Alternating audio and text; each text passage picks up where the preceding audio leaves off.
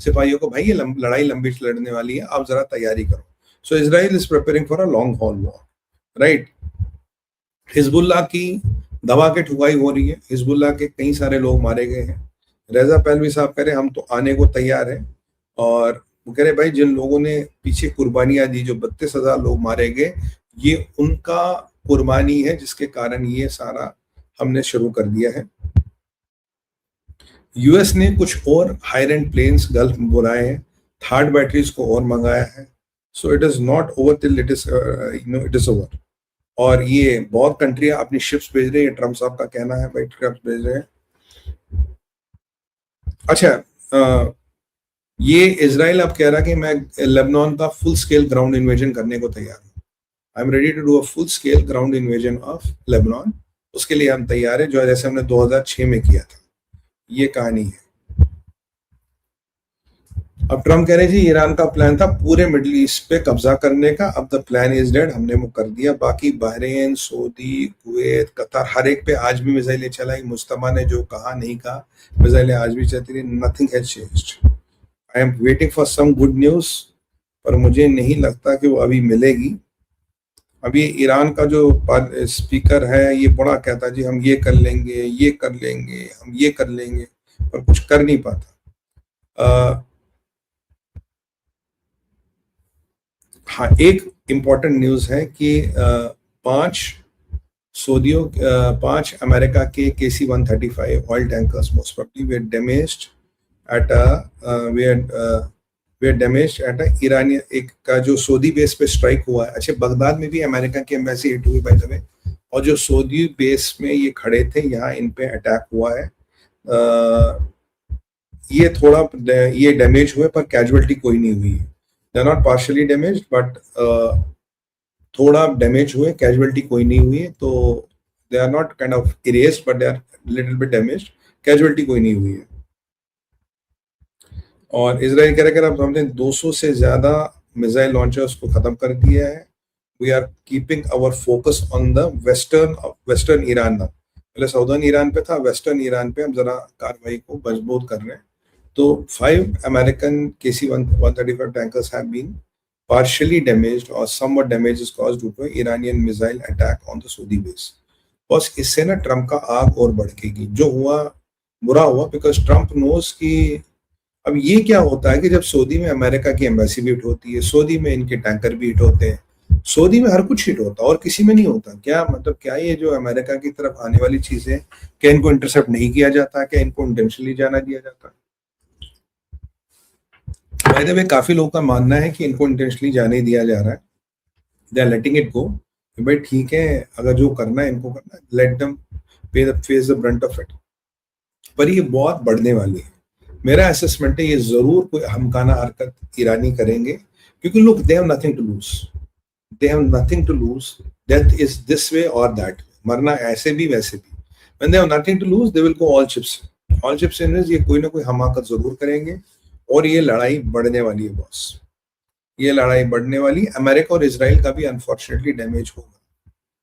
और देखिए oil tankers अभी सबसे बड़ा गेम है। क्यों? जितने भी जेट्स आएंगे जाएंगे, दे नीड ऑयल टैंकर्स। बिना ऑयल टैंकर के आप ईरान में सॉर्टी कैसे करोगे? आपकी कम से कम 2 बार फिल्म चाहिए। अगर सऊदी में इन्होंने ऑयल टैंकर्स हिट करे, पर इसका मतलब ये भी हुआ कि सऊदी की जमीन यूज की जा रही है अगेंस्ट ईरान।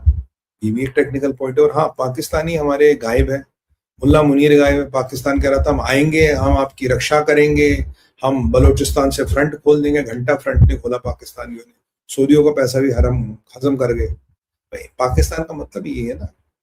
तो बाकी शिया सुन्नी का झगड़ा आप तो जानते ही कौन सा खत्म होने वाला है, तो बढ़ेगा ही बढ़ेगा। अभी ये जंग 2 खतरनाक टर्न लेगा sir. It will take 2 to 3 very dangerous turns. उसपे the person who is better equipped will be able to handle the twists and turns।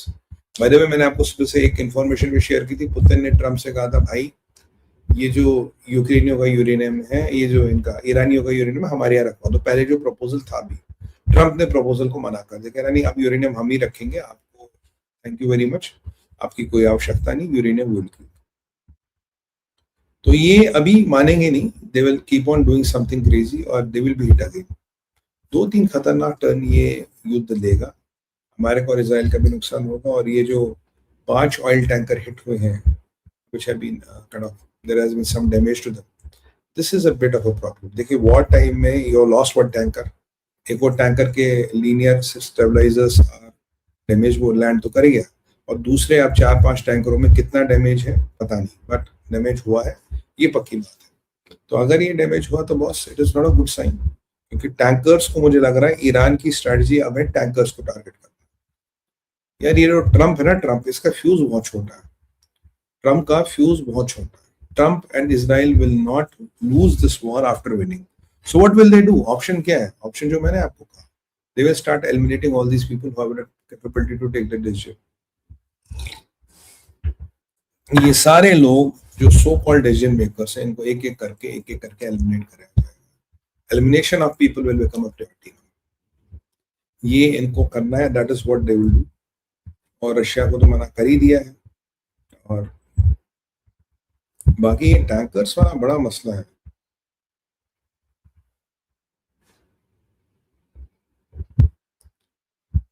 This is a big deal, ये बड़ा मसला है।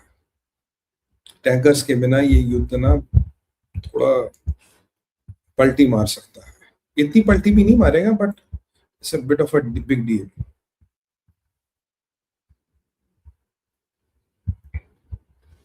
ट्रम्प तो कह रहा है मिलिट्री हम फिर खोल देंगे।